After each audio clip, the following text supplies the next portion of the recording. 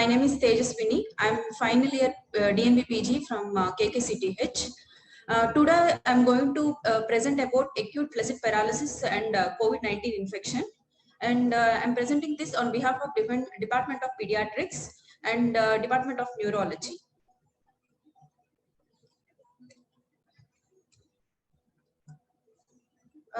This is a table taken from a review published in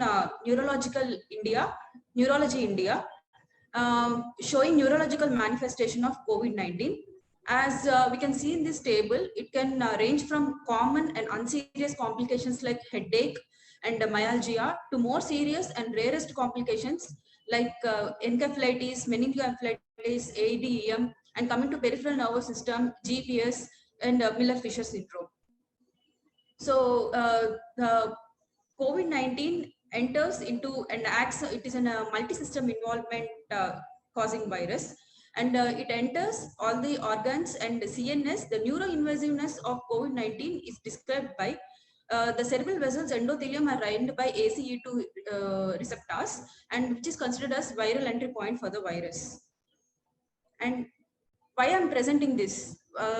Because in a short span of about 10 days from late April to beginning of May, in a gap of 10 days, we had 4 children presenting with acute flaccid paralysis and are confirmed to have GBS. And interestingly, all 4 cases had COVID IgG positive, and all 4 cases were recovered.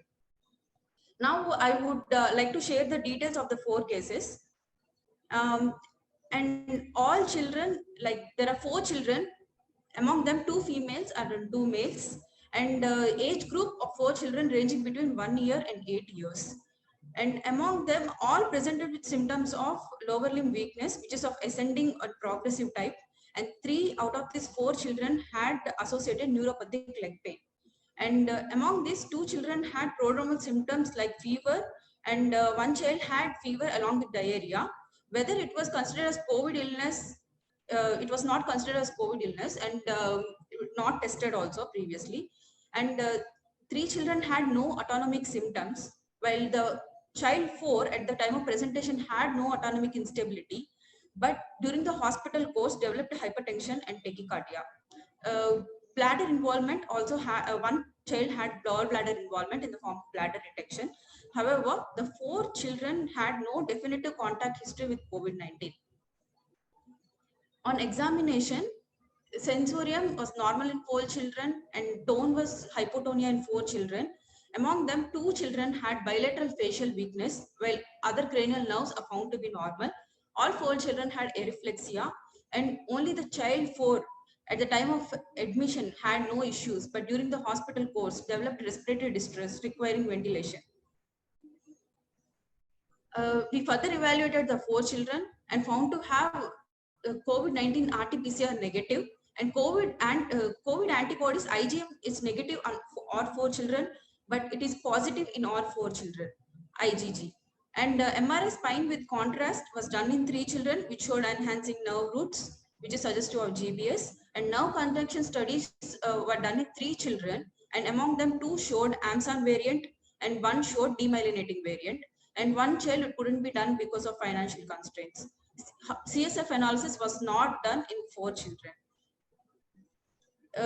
With the investigations, clinical, neuroimaging, and nerve conduction studies, we confirmed these 4 children were having GBS, and we started treatment. Child along with neuropathy, along with pregabalin for 2 children for neuropathic pain. Child 1 received 2 gram per kg IVIG over 2 days and showed improvement. And child 2 received 2 gram per kg over 2 days along with pregabalin for neuropathic pain and showed improvement. And third child received 400 mg per kg of IVIG over 5 days and showed improvement.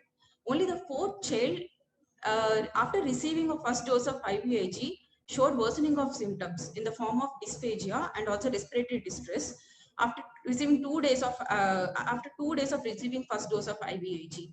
And also child started having respiratory distress and was electively intubated, and the child was recovered, but it was a slow recovery. However, all 4 children were discharged and currently on follow-up. there is one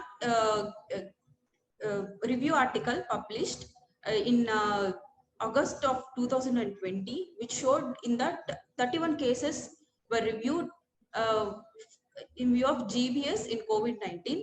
Among the 31 cases, 30 were adults and 1 were child. They found that GBS in COVID-19 could be either post-infectious or para-infectious. And the proposed mechanism is as similar to any viral infection. There is molecular mimicry and anti-ganglioside antibodies after COVID infection, which is causing GBS in genetically predisposed individuals. In most cases, the onset of neurological symptoms were about 1 to 4 weeks after the diagnosis of COVID-19, but among two patients, the GBS is coincided with the COVID-19 infection. And most referred type of GBS in COVID detection in this particular review article is AIDP. These are one of the few case reports published in children with GBS associated with COVID-19 infection. This particular article is published from Ramchandra. Adolescent boy with weakness of both lower limbs, and MRI suggestive of GBS, NCS of AMAN. In this child, COVID RT-PCR was negative and COVID IgG is positive. This is the other case report with 7-year-old boy with progressive weakness and MRI and NCS suggestive of GBS.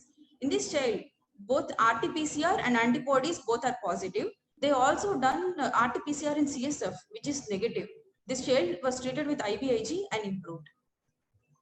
This is another case report in which 11-year-old male child past history of URI and fever 3 days back. And then after that, acute onset weakness, NCS and MRI spin suggested consistent with GBS. In this child, COVID-19 RT-PCR was positive, but antibodies were not done, and child was treated with IVIG and showed improvement. So from this case report and this review articles, there is definitely a possible link between GBS and COVID-19 infection. And Guillain-Barré syndrome is already proven to be one of the neurological manifestation of the COVID-19 infection. In our setting, in this case release I've presented, there is very good recovery. Only one child has slow recovery, but improvement is good in all the 4 cases. Thank you.